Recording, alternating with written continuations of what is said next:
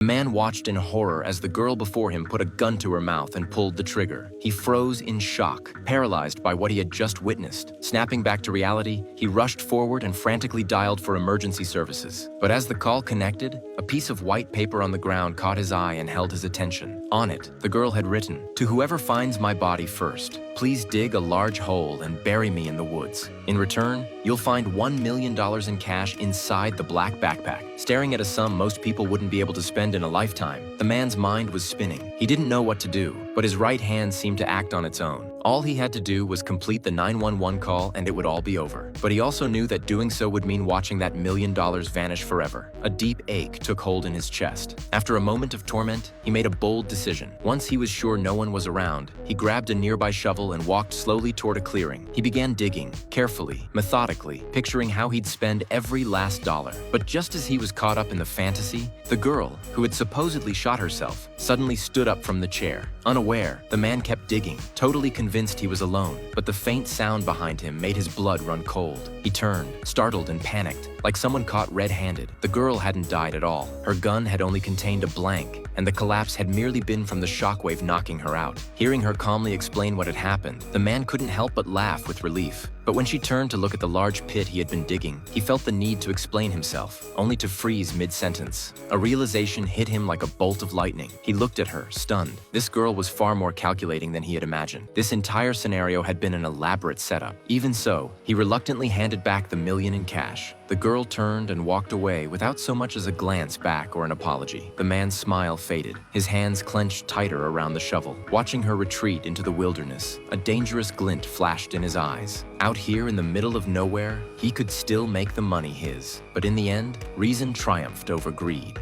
Though frustrated to watch his shot at wealth slip away, he knew he'd rather live with a clear conscience. What he didn't realize was that everything, his actions, his hesitation, even the way he had looked at the money, had all been recorded on a hidden phone. And what awaited him now was not freedom, but an endless nightmare.